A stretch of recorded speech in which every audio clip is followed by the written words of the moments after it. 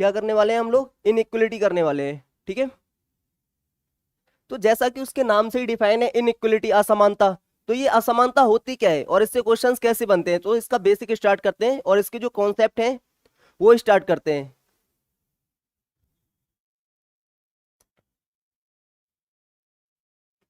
देखो पहले मैं आपको बता रहा हूँ किस तरीके के क्वेश्चंस होते हैं।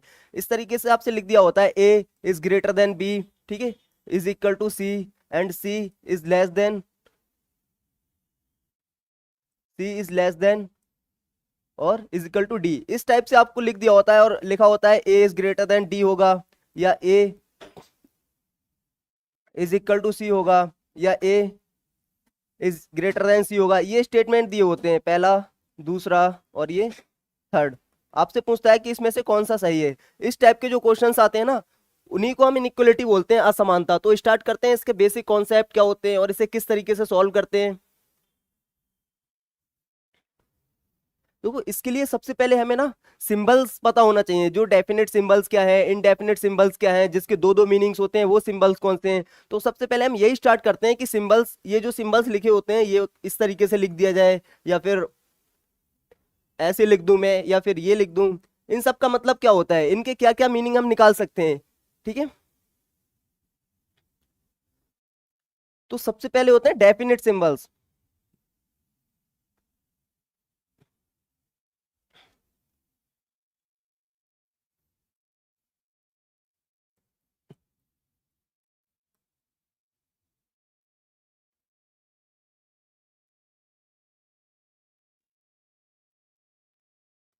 डेफिनेट सिंबल्स, अब डेफिनेट सिंबल्स क्या चीज है, ठीक है। सबसे पहले हम क्या देख रहे हैं, डेफिनेट सिंबल्स देख रहे हैं। देखो डेफिनेट सिंबल्स होते हैं, दूसरा पेन ले लेता हूं मैं। देखो इज ग्रेटर देन, ठीक है, ये डेफिनेट सिंबल हो गया, ठीक है। इज लेस देन, ये भी डेफिनेट सिंबल हो गया, ठीक है। और इज इक्वल टू, ये जो तीन सिंबल्स है ना, good morning sir, good morning, Sanjana ji जुड़ चुकी हैं। देखो मैं आज क्या करा रहा हूं ना, मैं आज इनइक्वलिटी की क्लास करा रहा हूं। इनइक्वलिटी में मैंने अभी बस जस्ट स्टार्ट किया है कि इनइक्वलिटी क्या चीज होती है। और सबसे पहले हम क्या कर रहे हैं ना इनइक्वलिटी में, देखो इनइक्वलिटी में कैसे सवाल आते हैं, A is greater than B is less than C और ये डी। इस टाइप से आपने लिखा देखा होगा एग्जाम में, ठीक है ना। तो हमसे पूछ लेता है ए और डी में क्या रिलेशन है, कभी लिख देगा कि A is greater then D है, फिर लिख देगा ए इज इक्वल टू डी है, और यहाँ पर लिख देगा ए इज लेस देन डी है। तो हमें बताना होता है इनमें से कौन सा सही है। इस टाइप के जो क्वेश्चंस होते हैं ना उसको इनइक्वलिटी बोलते हैं, ठीक है। तो ये बहुत इंटरेस्टिंग चैप्टर है और मैं बहुत बेसिक से बहुत अच्छे से आपको पढ़ाऊंगा। इसके बाद आपको इस चैप्टर में कोई डाउट नहीं रहेगा, ठीक है। तो मैं बता रहा हूं कि सबसे पहले हम देखते हैं डेफिनेट सिंबल्स क्या होते हैं। डेफिनेट सिंबल्स होते हैं इज ग्रेटर देन और इज इक्वल टू और जो बराबर का सिंबल होता है। ये तीन सिंबल क्या होते हैं हमारे पास, ये होते हैं डेफिनेट सिंबल्स, ठीक है। अब देखते हैं इनडेफिनेट सिंबल्स क्या होते हैं, जिसके दो दो मीनिंग होती है, कोई निश्चित मीनिंग नहीं निकल सकता। देखो इन सिंबल्स पे क्या होता है, अगर मैं यहां पे लिख दूं ए और ये बी, तो इसका एक डेफिनेट सिंबल है कि ए जो है वो बी से बड़ा है, ठीक है। या मैं एक जगह और लिख दूं, मैं लिख दूं ए इज लेस देन बी, ठीक है। इसका भी एक डेफिनेट निष्कर्ष है कि जो बी है वो ए से बड़ा है, यानी ए बी से छोटा है, ठीक है ना। और अगर मैं यहां लिख दूं ए इज इक्वल टू बी, तो इसका भी एक डेफिनेट निष्कर्ष है कि ए जो है ना वो बी के बराबर है। ये तीन होते हैं डेफिनेट सिंबल्स। अब बात करते हैं इनडेफिनेट सिंबल्स की, जो डबल मीनिंग कन्वे करते हैं।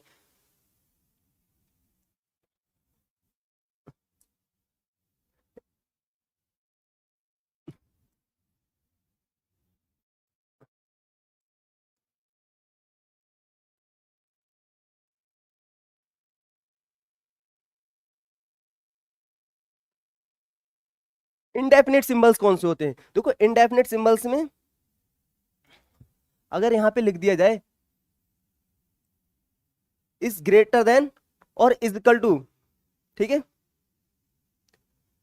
और एक और मैं लिख दूं यहां पे इज लेस देन और इक्वल टू, ठीक है, ये हो गया, ठीक। और एक और अगर मैं यहां पे लिख दूं ना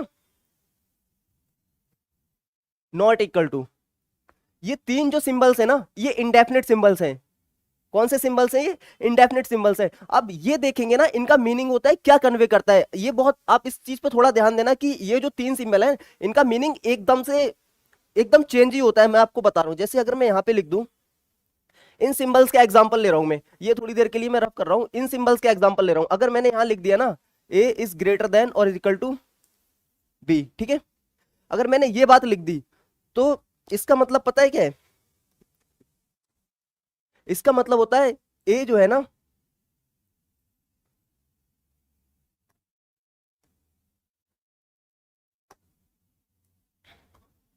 ए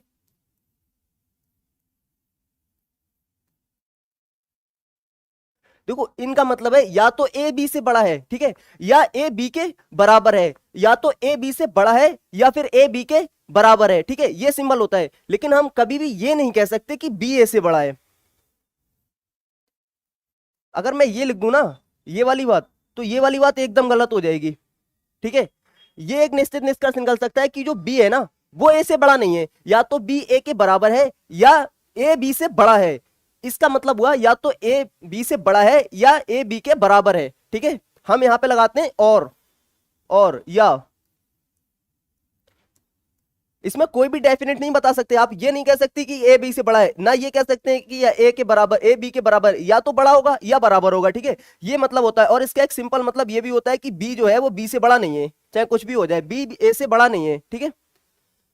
और अगर मैं ये लेस देन, अगर इसी तरीके से मैं ये लेस देन वाला भी ले सकता हूं, कौन सा, ये लेस देन और इक्वल टू, अगर मैं यहां लिख दूं ए और यहां लिख दूं बी, तो इसका मतलब क्या हो जाएगा? देखो या तो जो होगा ना बी ए से बड़ा होगा या फिर बी ए के बराबर होगा, लेकिन हम यहां पे ये नहीं कह सकते कि ए बी से बड़ा है, ये बिल्कुल नहीं हो सकता, ठीक है।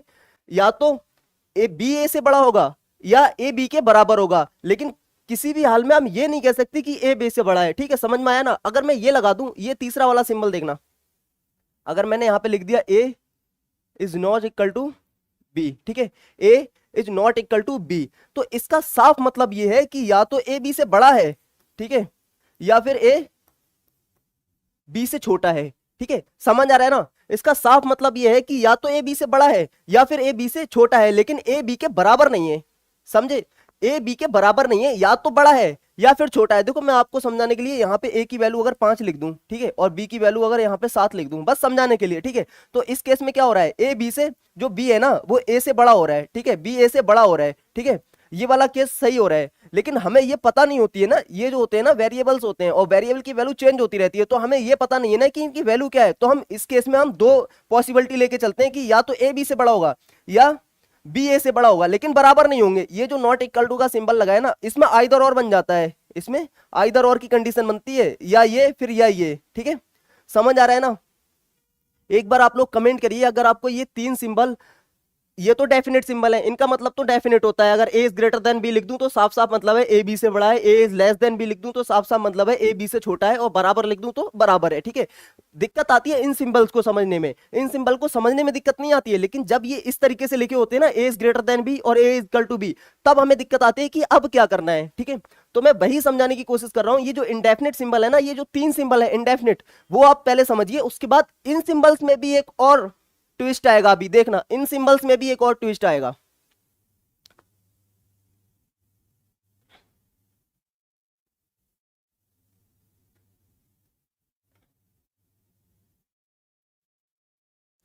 देखो इन सिंबल्स में भी एक ट्विस्ट डालते हैं, कैसे? अगर मैंने ये लिख दिया ना, मैं ये सिंबल उठा रहा हूं, ये वाला, इस पे ध्यान देना थोड़ा सा, ठीक है, मैं इस सिंबल को उठा रहा हूं, इनको बोलते हैं सिंबल्स विद डिफरेंट फेस। आप चाहे तो नोट्स भी बना सकते हैं, symbols with different face. Next page ले लेते हैं, मैं यहां पे लिख रहा हूं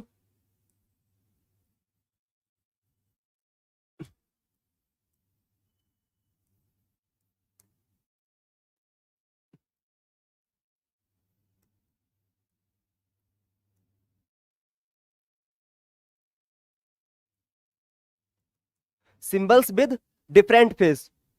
देखो होता क्या है, सिंबल्स विद डिफरेंट फेस का मतलब क्या होता है? अगर मैं एक सिंबल लिखूं, जैसे मैंने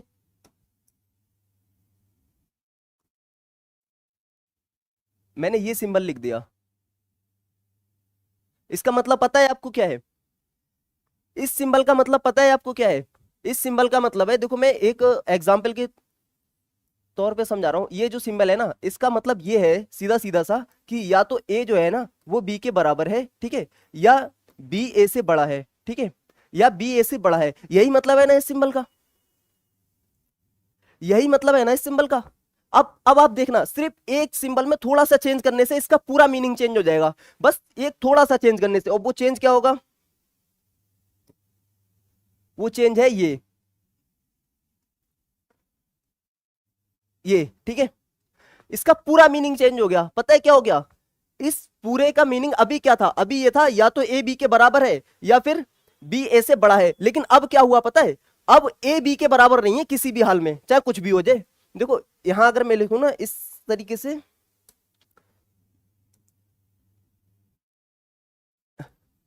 ए और ये लिखूं मैं बी, ठीक है, ए और बी, और मैं यहां पे एक सिंबल बना दूं ये वाला, ठीक है, और इसका ये बना दूं, ठीक है।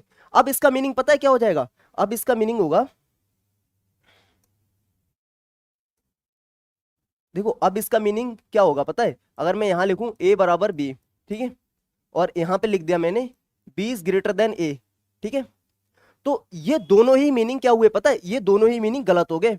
अब ना तो ए बी के बराबर है, ठीक है, और ना ही बी ए से बड़ा है। तो अब है क्या पता है? अब यहां इस सिंबल का मतलब होता है कि ए बी से बड़ा है। क्या मतलब है? ये जो ए है ना, ये जो ए दिख रहा है ना आपको, ये जो ए ये जो ए दिख रहा है ना, ये बी से बड़ा है। समझ रहे हैं?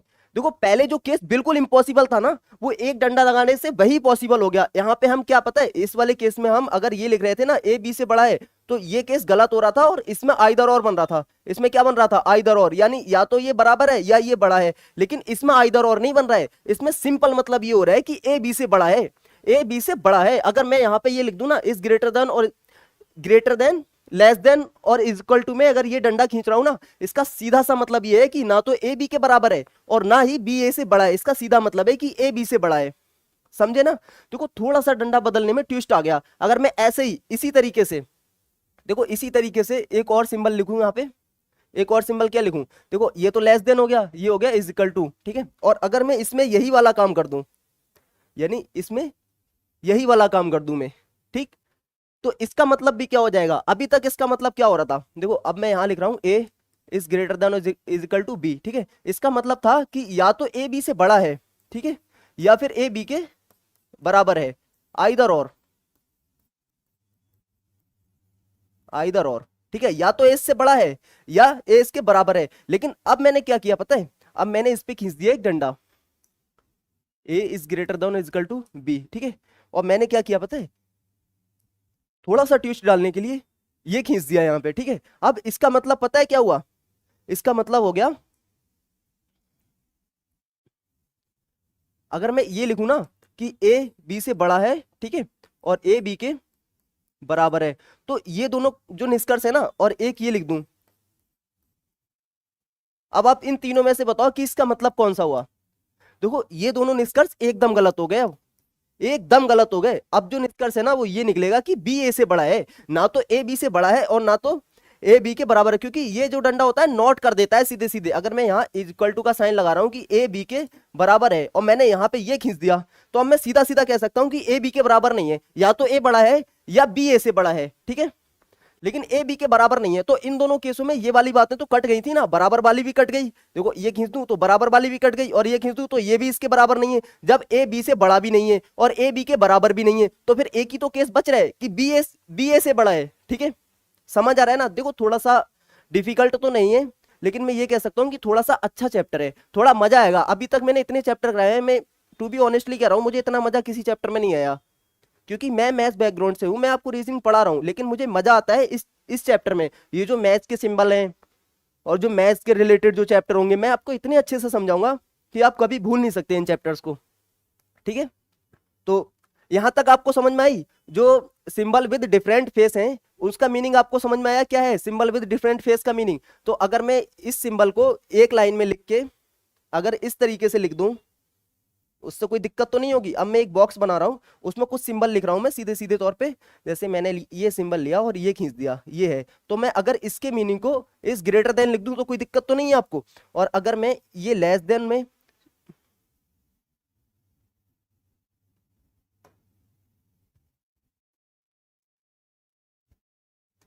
और एक मीनिंग अगर मैं और लिखूं इस तरीके से और इस पे सिंबल खींच दूं और इसका मीनिंग ये लिख दूं कि इसका सीधा सीधा जो मान है वो इस मतलब इज लेस देन है और इसका इज ग्रेटर देन है, तो कोई दिक्कत तो नहीं है आप लोगों को। आपको जो याद रखना है ना ये, लेकिन मैं कह रहा हूं कि रटने से अच्छा है आप इस तरीके से समझ लें चीजों को, जो मैंने समझाया है कि इसका मतलब ये क्यों नहीं हो रहा है। अगर आप समझ जाएंगे ना तो आपको ये चीजें रटना नहीं पड़ेंगी। ये जो सिंपल ये दो मीनिंग बताने के लिए मैंने आपको इतनी स्टोरी समझाई, और इतना स्टोरी नहीं मैं कह सकता हूं कि एकदम एक्सप्लेन कर दिया कि ऐसा क्यों हो रहा है। ठीक है, तो ये दो मीनिंग आपको समझने थे, इनको बोलते हैं सिंबल विद डिफरेंट फेस। समझ आ रहा है ना आपको? तो कुछ और आगे मैं करा रहा हूं सिंबल विद डिफरेंट फेस, वो समझना आप। एक सीधे एक रो में करा दे रहा हूं मैं। जैसे कि अगर मैं बोलूं सिंबल विद डिफरेंट फेस तो कैसे कराऊंगा मैं? देखो मैंने यहां पे लिखा ए इज ग्रेटर देन और इक्वल टू ये, ठीक है।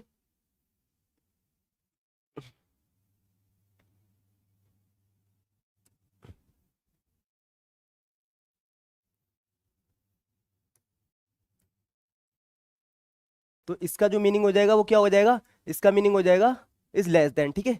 और मैंने यहीं लिख दिया इज लेस देन और इज इक्वल टू और नॉट लगा दिया इस पे, तो इसका मीनिंग क्या हो जाएगा? इसका मीनिंग हो जाएगा ग्रेटर देन। ये दो तो मैं आपको समझा चुका हूं, ठीक है, ये दो तो मैं आपको समझा चुका हूं ना। और इसी का वाइसा वर्सा भी होता है। क्या होता है? अगर मैंने ये सिंबल लिख दिया, ये सिंबल, तो मैं इसकी जगह क्या लिख सकता हूं? मैं इसकी जगह लिख सकता हूं इसके बराबर, इस सिंबल के बराबर होता है ये वाला सिंबल, ठीक है। और ऐसे ही मैंने अगर ये सिंबल लिख दिया तो इसके बराबर मैं लिख सकता हूं ये वाला सिंबल। मैंने देखो मैंने कहीं लिखा है कि ए जो है ना ए बी से बड़ा है, सॉरी बी जो है वो ए से बड़ा है, ठीक है, बी ए से बड़ा है। इसी बात को थोड़ा और अच्छे तरीके से और थोड़ा और उलझा के लिखना चाहते हैं तो हम पता है कैसे लिख सकते हैं कि ए जो है ना वो बी से ना तो बड़ा है और ना ही बराबर है। मतलब बात वही है, देखो बात वही है, लेकिन लिखने का तरीका बदल गया। मैं अगर यहां लिख रहा हूं, जैसे मैंने यहां लिखा ये 5, थोड़ा ध्यान देना, ठीक है, ये मैंने 5 लिखा और मैंने यहां पे लिख दिया ये 8, ठीक है, यहां पे लिख दिया ये 8। इस स्टेटमेंट में कोई दिक्कत तो नहीं है? कोई ऐतराज तो नहीं है आप लोगों को? अगर मैंने 8 को 5 से बड़ा दिखा दिया तो कोई दिक्कत तो नहीं है? नहीं है ना। और इसी बात को मैंने इस तरीके से लिख दिया कि ये जो 5 है वो ना तो 8 के बराबर है और ना ही 8 से बड़ा है, तो इसमें तो कोई दिक्कत नहीं है आपको। यानी इसका साफ साफ मतलब है ये जो 5 है ना, ये जो 5 है ना तो 8 से बड़ा है, ठीक है, और ना ही 8 के बराबर है, ठीक है, ये दोनों ही कंडीशन नहीं है, ठीक है। 5 ना तो 8 से बड़ा है और ना ही 8 के बराबर है, तो फिर है क्या? तो फिर है ये जो 5 है ना वो 8 से छोटा है। तो यही बात इस तरीके से लिख दी, कोई दिक्कत तो नहीं है ना? ठीक है ना। इस तरीके से बस यही बातों को थोड़ा चेंज करके लिखने का ये तरीका होता है।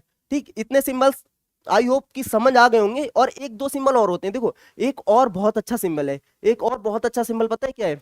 अगर मैं ये लिख दूं और ये लिख दूं, ठीक है, ये लिख दूं और ये लिख दूं और क्या करूं पता है? इस पे एक डंडा खींच दूं, ये वाला, ठीक है, ये इसका मतलब क्या हुआ? देखो इसको बहुत ध्यान से समझना। मैंने ये लिखा और ये लिखा और एक डंडा खींच दिया, तो इसका मतलब हो गया बराबर।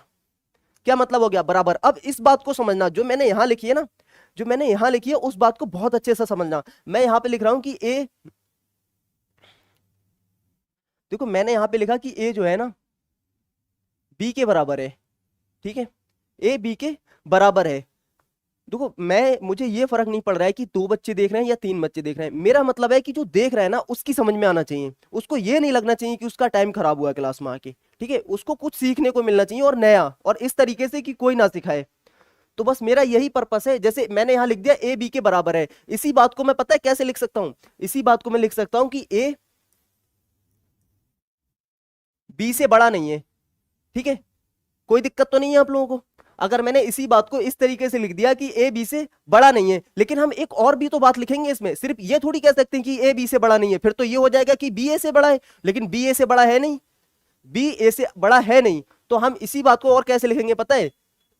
एक और सिंबल लगाएंगे हम और ये लिखेंगे कि जो बी है वो भी ए से बड़ा नहीं है। मतलब भाई मतलब क्या हुआ? हम यहां पे कह रहे हैं कि ए बी से बड़ा नहीं है और फिर नीचे कह रहे हैं कि बी बी ए से बड़ा नहीं है। जब ए बी से बड़ा नहीं है और बी ए से बड़ा नहीं है तो फिर है क्या? फिर ये है कि दोनों बराबर हैं। क्या है? दोनों बराबर हैं। इन्हीं दोनों सिंबल्स को मर्ज करके कैसे लिखा जाता है पता है? इन्हीं दोनों सिंबल्स को, जैसे मैंने लिखा यहाँ पर ए, ये लिखा और ये लिखा, ठीक है, ये दोनों सिंबल आ गए और ये एक सिंबल लगा दिया, ठीक है, और ये हो गया इसके बराबर। पता है इस बात में और इस बात में कोई फर्क नहीं है, इस बात में और इस बात में कोई फर्क नहीं है, समझ आ रहा है ना? ये दोनों बातें एकदम बराबर हैं, एकदम मिरर इमेज कह सकते हो कि मैंने इसी ए बराबर बी को ए इज ग्रेटर देन और लेस देन नॉट लगा के बी लिख दिया। कोई दिक्कत तो नहीं है इस बात में? ये समझ आया ना कि मैंने इस बात को इस तरीके से लिख दिया, तो इस बात में कोई मतलब नहीं है, बस यही लिखा है। देखो ये लेस देन और इस ग्रेटर देन और एक डंडा खींच के, और ये किसके बराबर है? ये है बराबर। इसका मतलब क्या हो जाता है? बराबर। ये होते हैं symbol with different face. No sir. और एक और, ठीक है, एक और सिंबल रह गया। अब एक लास्ट सिंबल बचा है, उसके बाद हम सीधे इसके इक्वेशंस पाएंगे किस तरीके से सॉल्व करते हैं। एक लास्ट सिंबल क्या है वो और देख लीजिए।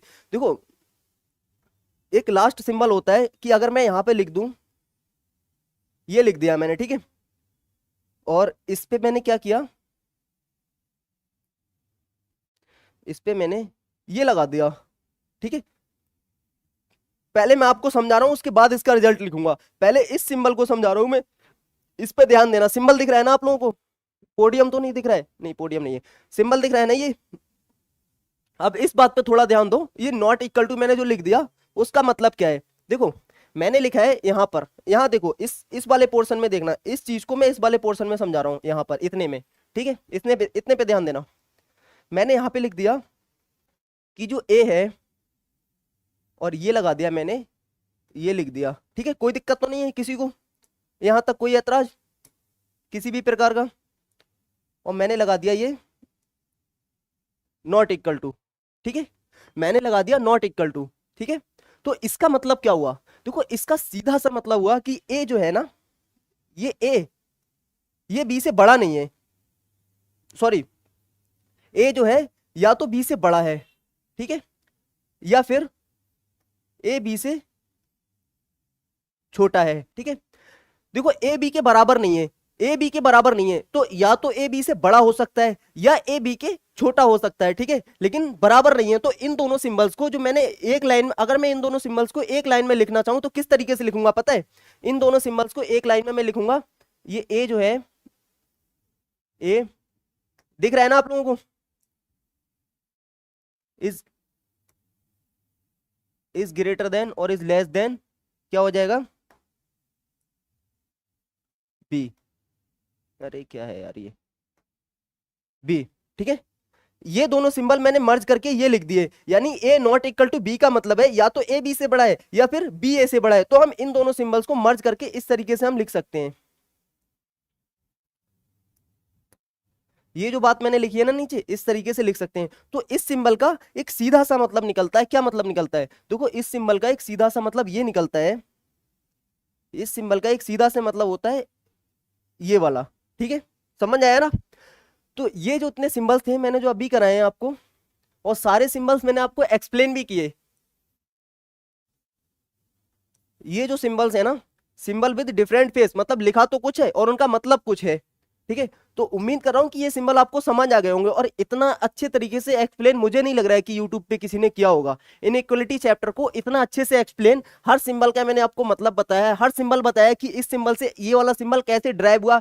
अब आप एक बार ये कमेंट करिए कि अभी तक मैंने जितना आपको बताया है, ये जो सिंबल विद डिफरेंट फेस हो गया, ठीक है, और ये हो गया सिंबल विद डिफरेंट फेस ही चल रहे थे ना आगे भी, ठीक है, और ये जो हो गया मतलब डेफिनेट सिंबल्स हो गए। डेफिनेट सिंबल्स तो देखो सबको निकालना आते हैं। A is greater than B का मतलब है कि ए बी से बड़ा है, इसमें तो कोई ऐसा है नहीं रॉकेट साइंस है कि आपको नहीं पता है कि ए इज ग्रेटर देन मतलब क्या है और ए इज लेस देन का मतलब क्या है। जिसकी तरफ मुंह खुला हुआ होता है ना वो बड़ा होता है, ठीक है। बस अगर आपको ये इसमें कंफ्यूजन होता है कभी भी, वैसे तो होना नहीं चाहिए, आप ग्रेजुएशन करने के बाद ही एसआई की तैयारी कर रहे हैं तो बी और ए बराबर है, ठीक है, लेकिन दिक्कत आती है यहां से, दिक्कत आती है यहां से, लेकिन यहां से भी बड़ी दिक्कत स्टार्ट होती है इन वाले सिंबल्स में, इन वाले सिंबल्स में, ठीक है। ये सिंबल्स जो मैंने अभी कराए, मैं आपको ये मतलब पूरा कह सकता हूं कि पूरी गारंटी ले रहा हूं कि इन सिंबल्स के बाहर इनइक्वालिटी में कोई भी सिंबल अगर आपके एग्जाम में दिख जाए तो आप मुझसे आके कहना कि सर ये आपने नहीं पढ़ाया था और ये सिंबल हमारे इनइक्वालिटी वाले सवाल में आ गया। मैंने बहुत अच्छे लेवल के सिंबल करा दिए।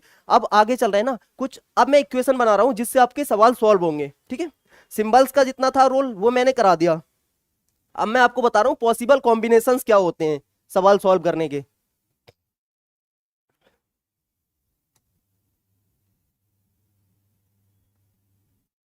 मैं यहां पे लिख रहा हूं possible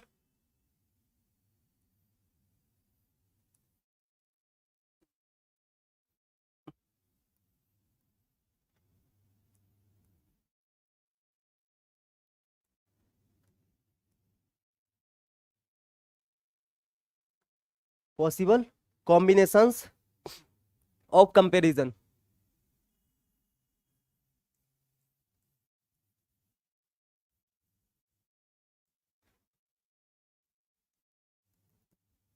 possible combinations of comparison. Possible combinations of comparison क्या होते हैं, अब मैं ये बता रहा हूं आपको कि कैसे हम कंपैरिजन करेंगे किसी चीज में। अब आप एक तरफ से चीजों को समझते चलना, फिर हम जब क्वेश्चंस करेंगे, पहली बात मैं जो भी है ना यहीं पे आपको क्लियर करा दूंगा, क्वेश्चन तक आते आते आपको सारी बातें क्लियर होंगी, ठीक है। तो स्टार्ट करते हैं कि कॉम्बिनेशंस कैसे बनते हैं, जो पॉसिबल वे ऑफ कॉम्बिनेशंस होते हैं। पहले वही लिख रहा हूं मैं आपके लिए, जैसे मैंने यहां पे लिख दिया,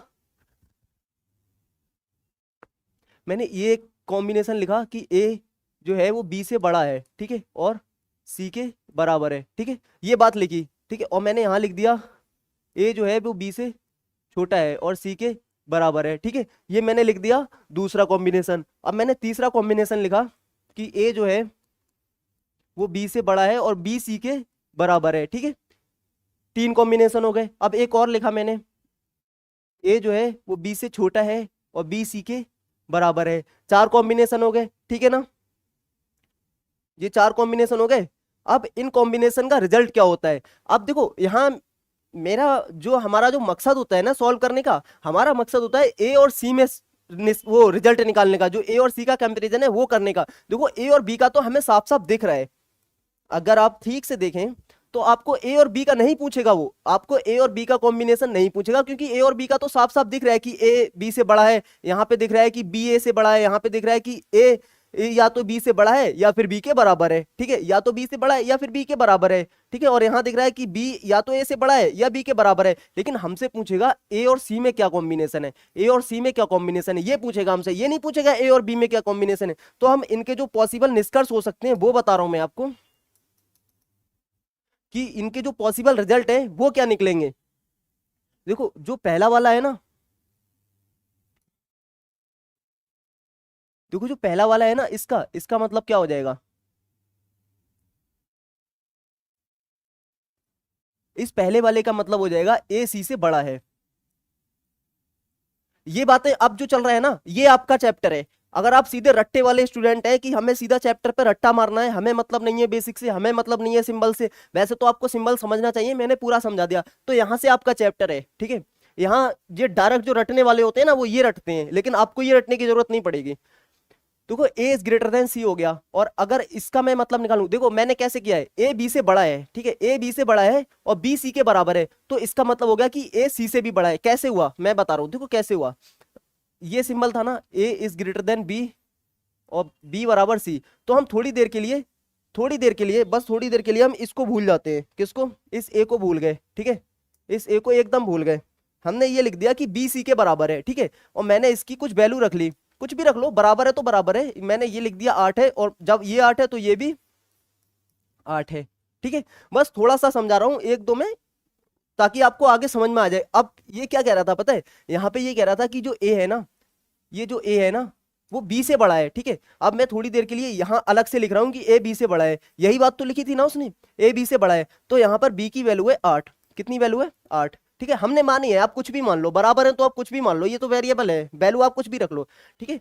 तो अब मैं क्या करूंगा ना, अब जो, क्योंकि ए बी से बड़ा है, जब ए बी से बड़ा है ना तो ए 8 से बड़ा होगा, ए 8 से बड़ा होगा, यानी हम ए को 8 से बड़ा कुछ भी रख सकते हैं, 9 10 12 13, तो हमने यहाँ लग दिया 9, ए की वैल्यू है 9, ठीक है। तो हमें ए और सी में कॉम्बिनेशन निकालना है, तो सी की वैल्यू थी 8, सी की वैल्यू कितनी थी 8, और ए की वैल्यू कितनी है, ए की वैल्यू है कितनी 9, तो ये 9 8 से बड़ा हो गया नहीं हो गया, 9 8 से बड़ा हो गया, यानी ए सी से बड़ा हो गया कि नहीं हो गया, ए सी से बड़ा हो गया कि नहीं हो गया, तो इसका सीधा सीधा मतलब निकला कि ए बी सी से बड़ा है, ठीक है ना, ए सी से बड़ा है, ठीक है। और इसी तरीके से, इसी तरीके से हम यहां पे बता सकते हैं कि ए सी से छोटा है, अगर आपको ये भी प्रूव करना है, आप कोई भी वैल्यू अपनी तरफ से रख के प्रूव कर सकते हैं, ठीक है। ए सी से छोटा है, ठीक है, और यहां पर अगर ये अब निकाल रहे हैं हम ये वाला रिजल्ट, तो ए इज ग्रेटर देन और इज इक्वल टू बी, तो हम ये कह सकते हैं कि ए जो है या तो सी से बड़ा है या सी के बराबर है, ठीक है। समझ आ रहा है ना? देखो जब सिंबल बराबर होता है, आगे बताऊंगा, आगे एक लाइन आगे बताऊंगा ये बात। अब ये लिख सकते हैं कि ए जो है वो सी जो है या तो ए से बड़ा है या फिर ए के बराबर है, या तो ए से बड़ा है या फिर ए के बराबर है, ठीक है। तो आपने इतने रिजल्ट निकाल लिए, ये है इनके रिजल्ट। अगर बात इस तरीके से लिखी होगी तो इनका रिजल्ट निकलेगा ये, ठीक है। और अभी तक आपने क्या ऑब्जर्व किया, अभी तक आपने क्या ऑब्जर्व किया, आपने ऑब्जर्व किया क्या, देखो जब लगा होता है यहाँ पे बराबर का सिंबल, ये लगा होता है बराबर का सिंबल, ठीक है, तो जो इसके साथ होता है वही इस वाले के साथ भी होता है, यानी ए बी से बड़ा था तो ए सी से भी बड़ा निकला, ठीक है। यहां लगा है बराबर का सिंबल, ठीक है, तो बी जो था वो ए से बड़ा था तो सी भी ए से बड़ा निकला, ठीक है। यहां लगा है बराबर का सिंबल, ठीक है, तो A is greater than B था तो A is greater than B C निकला यहाँ पे, ठीक है। यहां लगा था बराबर का सिंबल, ठीक है, तो A is less than B था तो A is less than C हो गया, यानी ये वाला symbol as it is follow हो गया, ये वाला symbol as it is follow हो गया, ये वाला सिंबल थर्ड वाले से एज इट इज फॉलो हो गया, ये वाला सिंबल भी एज इट इज फॉलो हो गया। समझ में आई बात यहां तक? क्या आप लोगों को मेरी बात यहां तक समझ में आई? यस और नो बोलो। ये तो हो गए ये वाले सिंबल्स, ठीक है। अब हम क्या करते हैं, ये तो हो गया बराबर के साथ जो कंपैरिजन था वो, ठीक है। ये निकला है हमारे पॉसिबल आउटकम्स, क्या निकला है ये, पॉसिबल आउटकम्स। अब क्या करते हैं, अब कुछ सिंबल्स और होते हैं भाई, क्या सिंबल होते हैं वो, कुछ और भी होते हैं इसके अलावा, बराबर के अलावा भी होते हैं कुछ, वो क्या होते हैं, जैसे मैंने लिखा, अब फिर थोड़ी देर ध्यान देना, देखो मैंने यहां पे लिख दिया ए जो है वो बी से बड़ा है, किससे बड़ा है, बी से बड़ा है, ठीक है। यही बात मैंने पहले लिखी थी,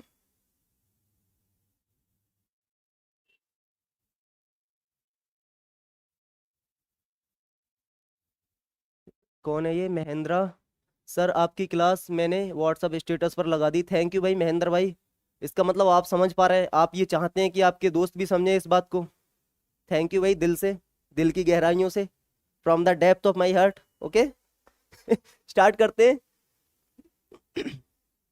देखो मैं कह रहा हूं कि ए बी से बड़ा है, ठीक है, और अगर मैंने यहां लिख दिया कि बी जो है वो बी सी से बड़ा है, ठीक है, ये बात लिखी मैंने, ठीक। इसका जो आउटकम बनेगा मैं आगे बताऊंगा, इसका जो रिजल्ट होगा, पहले मैं सारे स्टेटमेंट लिख रहा हूं फिर इनके रिजल्ट लिखूंगा कि क्या है इनके रिजल्ट, ठीक है ना। तो आगे क्या, अब एक और स्टेटमेंट में लिख रहा हूं कि ए जो है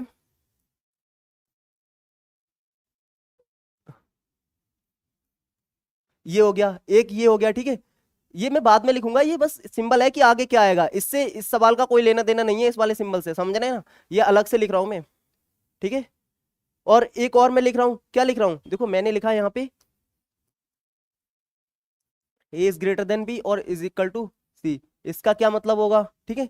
और मैंने एक और लिख दिया यहाँ पर, मैं थोड़ी देर के लिए मिटा दे रहा हूँ, ये कंफ्यूज करता होगा मुझे लग रहा है सिंबल सिंबल में, ये खत्म करो थोड़ी देर, ठीक है ना। मैंने यहाँ पे लिख दिया ए जो है ये लिख दिया, ठीक है ना। सर आप बहुत हैंडसम हो, दिल से बता रहा हूँ सच में, थैंक यू। क्लास पे ध्यान दो भाई, क्लास हैंडसम होना चाहिए, मेरे हैंडसम होने से क्या ही होता है ये बताओ, आपका सिलेक्शन तो आपके जो कंटेंट है ना उससे होगा ना। अब मैंने ये आपके सामने चार इक्वेशंस लिख दी, ठीक है, इन चार इक्वेशंस का जो रिजल्ट है वो बता रहा हूं, इन चार इक्वेशंस का जो रिजल्ट निकलेगा वो देखो क्या रिजल्ट आएगा इसका, देखो ध्यान से थोड़ा सा, देखो इसका क्या रिजल्ट होगा, इसका रिजल्ट होगा ए सी से बड़ा है, ठीक है, ए सी से बड़ा है। देखो ए बड़ा है बी से और बी बड़ा है सी से, तो ए सीधे सीधे सी से बड़ा हो गया। मैं इस वाले एक एग्जांपल को, इस एक इक्वेशन को एक्सप्लेन कर रहा हूं और बाकी इक्वेशंस आप खुद कर लेंगे एक्सप्लेन अगर आपको जरूरत लगेगी, वरना आप समझ जाएंगे एक के बाद कि उसके बाद आगे इन इक्वेशंस में क्या होगा। तो मैं इस पहली वाली इक्वेशंस को एक्सप्लेन करके दिखा रहा हूं कि ए जो है वो बी से बड़ा है, ठीक है, और बी सी से बड़ा है, ठीक है, ए बी से बड़ा है और बी सी से बड़ा है, तो क्या होगा। देखो अब मैं अपनी तरफ से कुछ वैल्यू मान रहा हूं, आप भी कुछ भी वैल्यू मान रहे हो, ठीक है।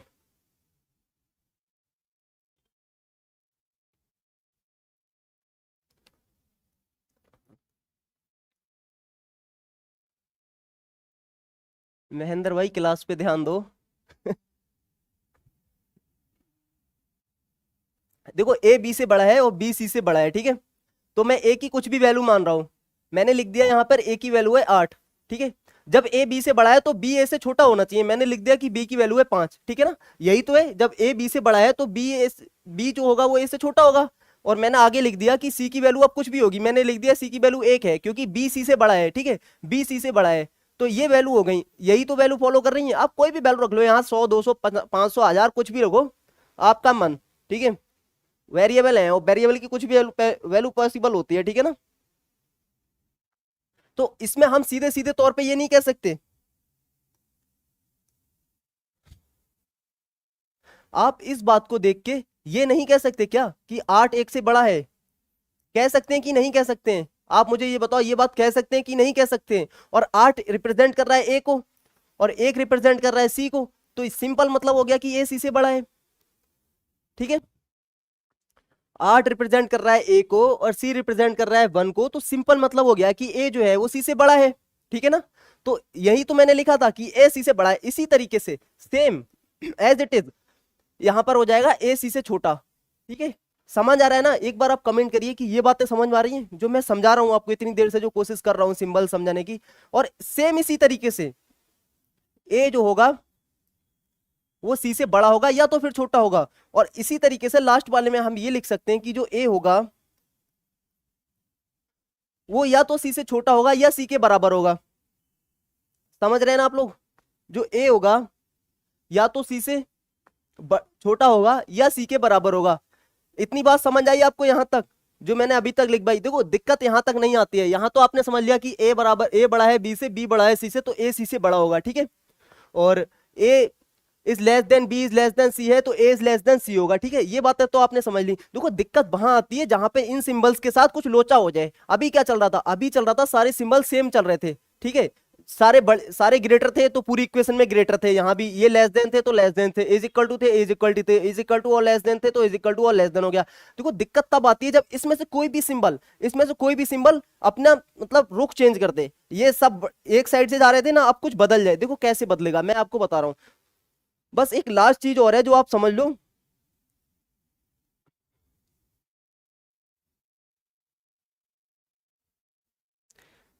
देखो इसी के साथ एक और बात, मैं दो और बातें लिखना चाह रहा हूं जो मिस हो गई थी ऊपर वाले में। मैंने यहां पे लिख दिया A is greater than B, ठीक है, और बी इज ग्रेटर देन और इज इक्वल टू सी, ठीक है।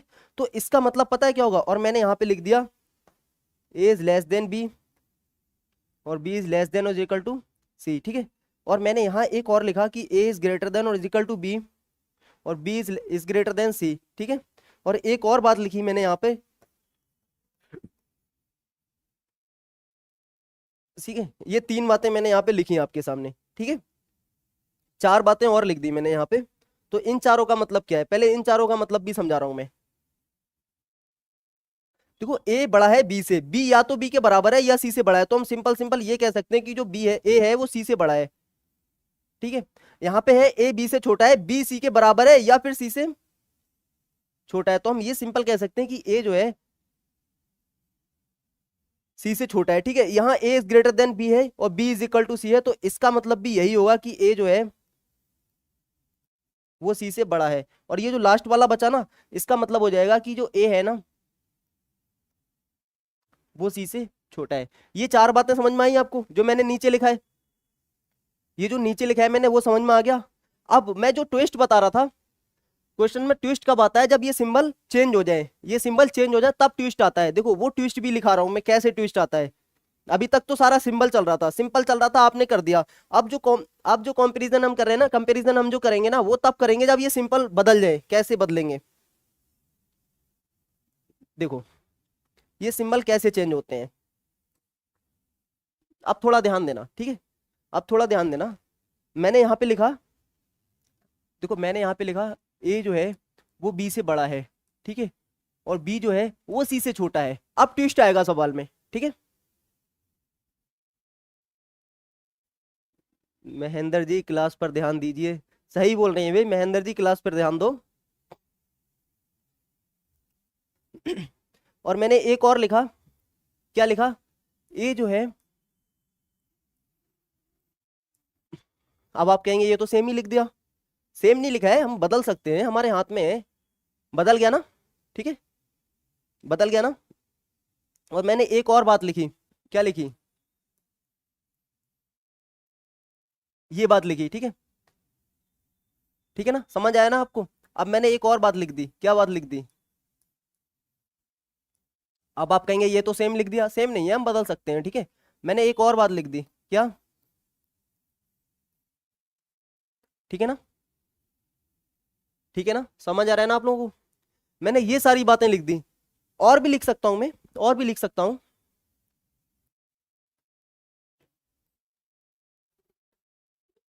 ये बात लिख दी मैंने, ठीक है। और भी लिख सकते हैं हम, और क्या लिख सकते हैं,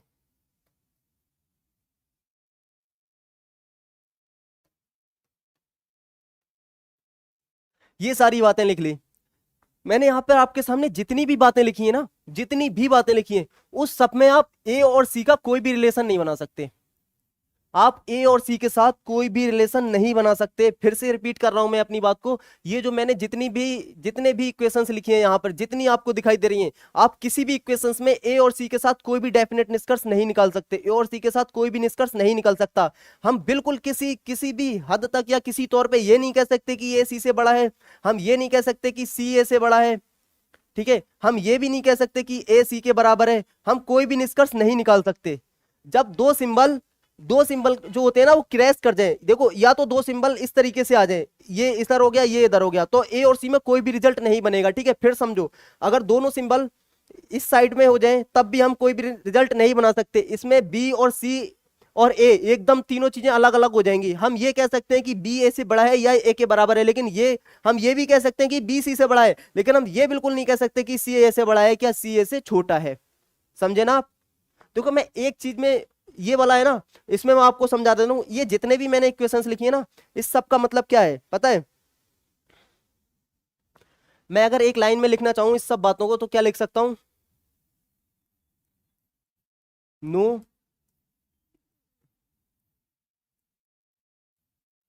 कंपैरिजन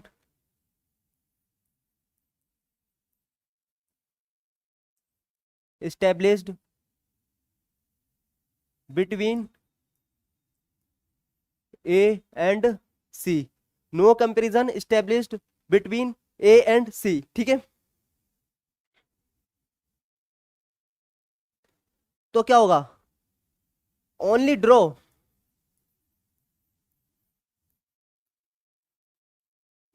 क्या कर सकते हैं हम, only draw, only way to draw the possibility,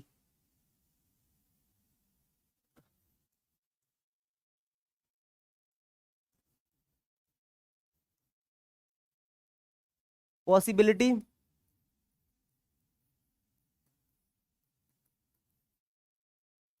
between A and C, ठीक है।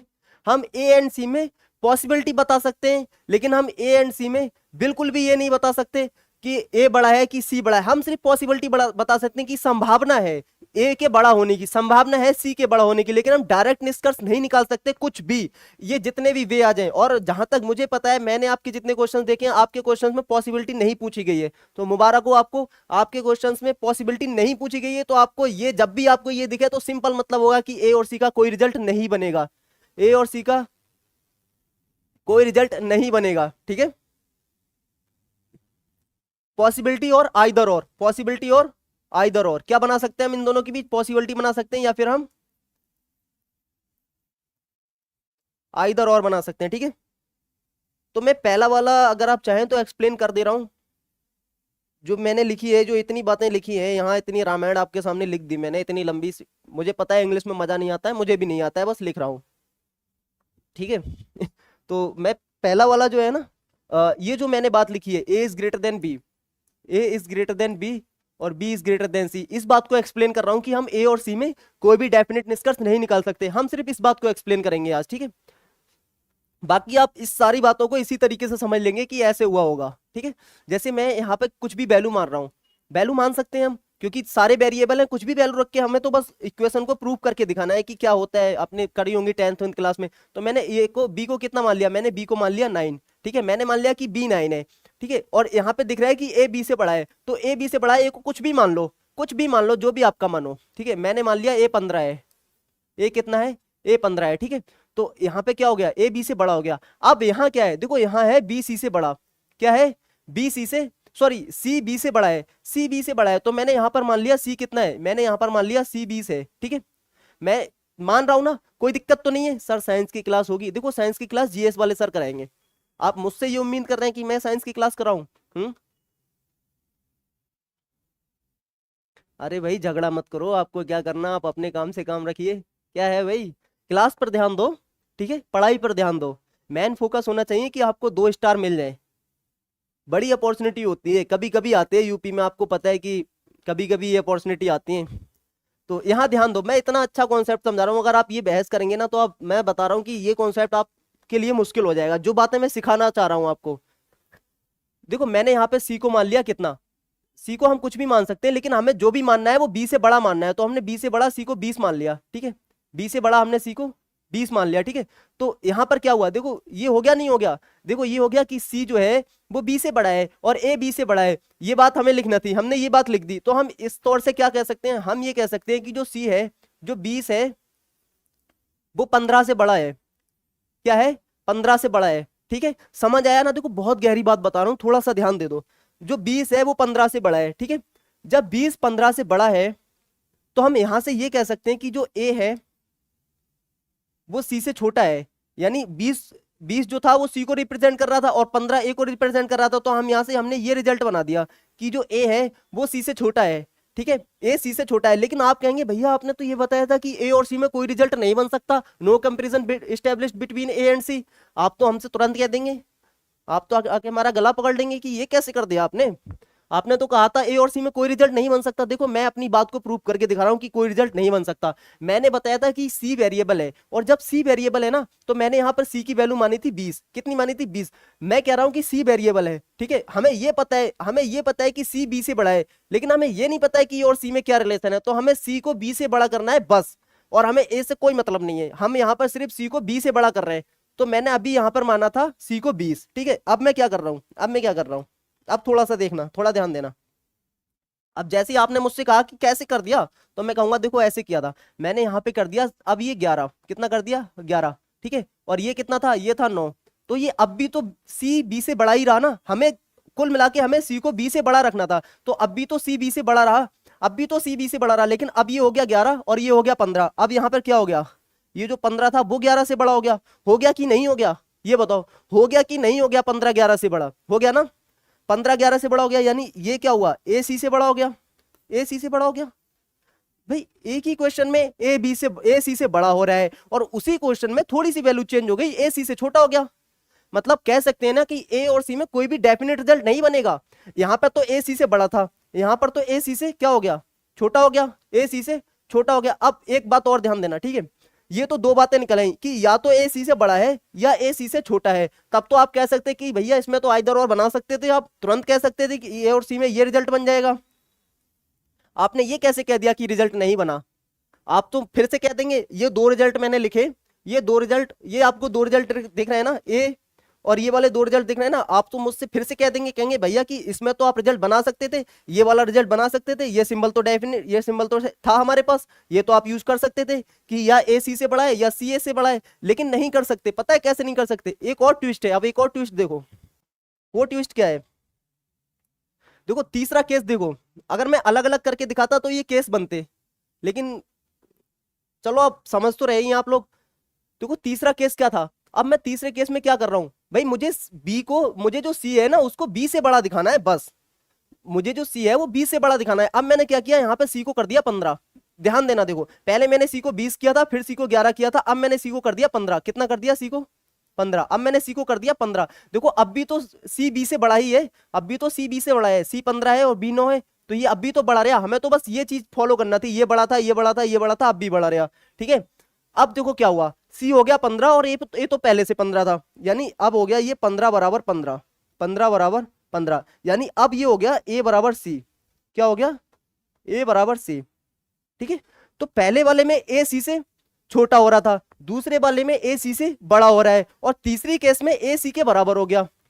तो ये बताओ कि एक ही सवाल में तीन तीन केस कैसे पॉसिबल हो सकते हैं कि बड़ा भी हो जाए या छोटा भी हो जाए या फिर बराबर भी हो जाए। तो इसलिए हम कह रहे थे कि कोई भी डेफिनेट जो निष्कर्ष था, कोई भी कंपैरिजन स्टेब्लिश नहीं हो सकता था ए और सी के बीच में, केवल और केवल पॉसिबिलिटी हो सकती थी संभव। अब अगर कहीं सवाल में लिख के आए कि ए के सी से छोटा होने की संभावना है, यानी A less than C is a possibility, is a possibility सही है पॉसिबिलिटी, ठीक है, और लिख के आ जाए कि A is greater than C is a possibility, है पॉसिबिलिटी, ठीक है, ए बराबर C is a possibility, possibility है लेकिन निष्कर्ष डेफिनेट नहीं है। मैं फिर बता रहा हूं, पॉसिबिलिटी है लेकिन निष्कर्ष डेफिनेट नहीं है, ये बात समझो आप। पॉसिबिलिटी रहेगी लेकिन निष्कर्ष डेफिनेट नहीं होंगे इस वाले केस में, तो मैं इतनी देर से वही बता रहा हूं। ठीक है, ठीक है ना। देखो ये तो थी पूरी क्लास बेसिक की, जो मैं इतनी देर से बता रहा हूं, इतनी देर से समझा रहा हूं। अब जो है ना हम सवाल करेंगे कल, क्योंकि आज हो गया टाइम पूरा। और ये बेसिक आप एक बार और रिकॉर्डेड क्लास देख लेना 1.5x पे या 2x पे लगा के, जिसमें आपको ये सारे बेसिक एक बार दोबारा समझ में आ जाए। इसके आगे जो क्वेश्चंस होंगे ना वो मैं कल कराऊंगा, क्योंकि आज टाइम बचा नहीं, पूरा 1 घंटा हो गया बेसिक कराने में, लेकिन इसका बेसिक इंपॉर्टेंट था। क्वेश्चन तो आप खुद भी कर लेंगे, मैं श्योर हूं। आप क्वेश्चन लगा के देखिए, आप सारे क्वेश्चन बना देंगे ये बेसिक के बाद। तो जितना मैंने ये कराया है, ये सब जो भी मैंने ये आपके सामने कराया था, ये पहला दूसरा तीसरा, ये जितने भी था, इस सब की पीडीएफ आपको मिल जाएगी हमारे टेलीग्राम चैनल पर। तो वो पीडीएफ आपको कल अपलोड कर दूंगा क्वेश्चंस के बाद। बाकी मिलते हैं कल। जय हिंद एंड जय भारत।